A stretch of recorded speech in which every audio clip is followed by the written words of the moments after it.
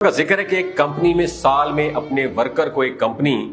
حج کا ٹکٹ تقسیم کیا کرتی تھی اور وہ ٹکٹ قرآن اندازی کے ذریعے دیا جاتا تھا، اور جس بندے کو دوبارہ ٹکٹ مل چکا تھا، مطلب اس کا قرآن اندازی میں نام آ چکا تھا، تو اب تیسری بار جب اس کو سٹیج پر بلایا گیا اس کا نام تھا فقیر محمد۔ لوگ اسے جانتے تھے۔ فقیر محمد ایک انتہائی غریب آدمی تھا اور شرابی تھا،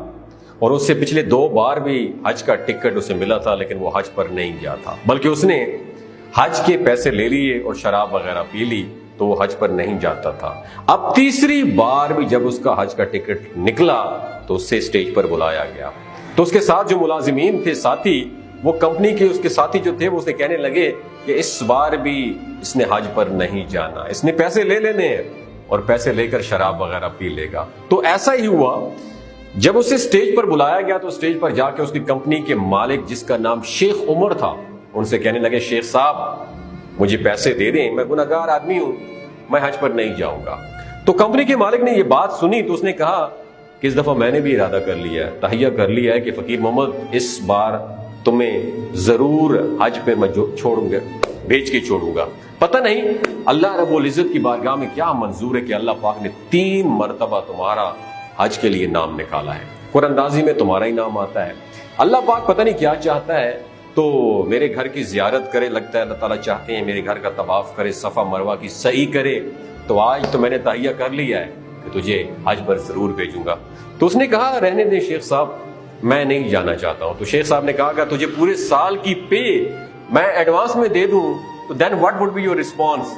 تو فقیر محمد چونکہ غریب آدمی تھا، اسے پورے سال کی تنخواہ کا کہا گیا تو اس کی آنکھوں میں چمک آ گئی اور وہ تیار ہو گیا، اور اسے پورے سال کی تنخواہ ایڈوانس میں دے دی گئی اور حج کا ٹکٹ دیا گیا، اور اپنے گھر گیا، دوستوں سے ملا اور حج پر روانہ ہو گیا۔ اور اللہ کی کرنی ایسی ہوئی کہ اس نے حج کیا، طواف کیا، صفا مروہ کی سعی کی، حضور صلی اللہ علیہ وسلم کے روزے پر حاضری دی، اور پھر دوبارہ مکہ میں آ کے اس نے واپس آنا تھا، تو مکہ میں حج کرنے کے بعد کچھ دنوں بعد وہ مکہ میں فوت ہو گیا، اور اسے جنت المعلی، مکہ کے ساتھ میں قبرستان ہے، اس میں دفن کیا گیا، اور اس کی خبر کمپنی کے مالک کو دی گئی۔ کمپنی کے مالک نے اس کی بیوی بچوں کو بتایا، تو پھر کچھ دنوں بعد شیخ عمر جو کمپنی کے مالک تھے، ان کے دل میں ایک خیال آیا کہ میں فقیر محمد کے گھر جاؤں اور اس کی بیوی سے ملوں اور پوچھوں کہ تمہارے شوہر نے ایسا کون سا عمل کیا تھا جو اللہ رب العزت کی ذات کو پسند آ گیا۔ تو شیخ عمر اس کی بیوی کے پاس پہنچتی، ان کے ساتھ کنورسیشن جاری ہوتی ہے، اور اس سے پوچھتے ہیں کہ تمہارے شوہر کا کون سا عمل تھا جو اللہ کو اتنا زیادہ پسند ہے جس کی وجہ سے اس کی موت وہاں پہ ہوئی۔ تو اس کی بیوی نے کہا مجھے اتنا تو نہیں پتا، لیکن صاحب کوئی اتنا اچھا عمل بھی وہ نہیں کرتا تھا، وہ شراب پیتا تھا۔ اس کا ایک عمل مجھے معلوم ہے کہ ہمارے محلے میں ایک عورت تھی، اس کی 3 بچیاں تھیں، اور اس کا خاوند فوت ہو گیا اور وہ بیوہ ہو گئی۔ تو جب وہ بیوہ ہوئی تو اس نے لوگوں کے گھروں میں کام کاج کرنا شروع کیا، اپنی بچیوں کو ساتھ لے کر آتی اور اپنا گھر کا گزر بسر کرتی، تو لوگوں کی ہوس بھری نظروں سے وہ نہ بچ سکی۔ پھر اس نے اپنی عزت کو پریورٹی دی اور اپنی عزت بچا کر اپنے گھر میں بیٹھ کے اور بھوکی رہنے لگی۔ تو یہ بات میرے خاوند کو پتہ چلی تو میرے شوہر نے ارادہ کر لیا کہ میں اپنی کمائی کا کچھ حصہ اسے دے دوں گا اور کچھ حصہ اپنے گھر میں لاؤں گا۔ وہ شراب بھی پیتا تھا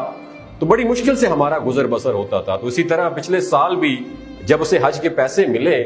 تو اس سے پہلی مرتبہ بھی، مطلب 2 مرتبہ اس نے حج کے پیسے لیے تھے، اس نے اس عورت کو اور مجھے دیے تاکہ ان بچیوں کا اچھا گزر ہو سکے۔ تو شیخ عمر کہنے لگے، جو کمپنی کے مالک تھے، اگر فقیر محمد ادھر ہوتا تو میں اس کے ہاتھ پاؤں چوم لیتا، یعنی اتنا اچھا عمل اس کا، اور اس عمل کی برکت سے اللہ رب العزت نے اس نے اپنے گھر میں موت عطا فرمائی اور وہاں ہی اس کو دفن کیا گیا۔ پھر شیخ عمر کہتے ہیں کہ میں نے اس کی بیوی سے اس بیوہ کا پتہ لیا اور اس بیوہ عورت کے پاس گیا جس کو فقیر محمد راشن دیتا تھا، جس کے اخراجات اس نے اٹھائے ہوئے تھے۔ تو جب میں اس کے گھر گیا، اس بیوہ سے پوچھا تو وہ رونے لگی اور کہنے لگی لوگوں کے لیے تو شرابی کبابی تھا، لوگوں کے لیے تو وہ گنہگار تھا،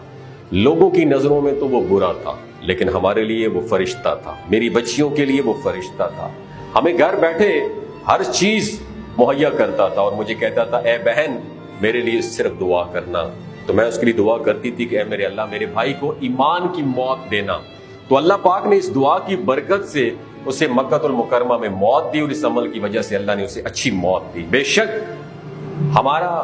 ایک نیک عمل سارے برے اعمال پر پردہ ڈال دیتا ہے، اور یتیم کی سرپرستی کا حکم تو حدیث پاک میں بھی موجود ہے۔ اللہ تعالی ہمیں نیک کام کرنے کی توفیق عطا فرمائے، اسلامی تعلیمات پر عمل کرنے کی توفیق عطا فرمائے، اور دوسرے کے ساتھ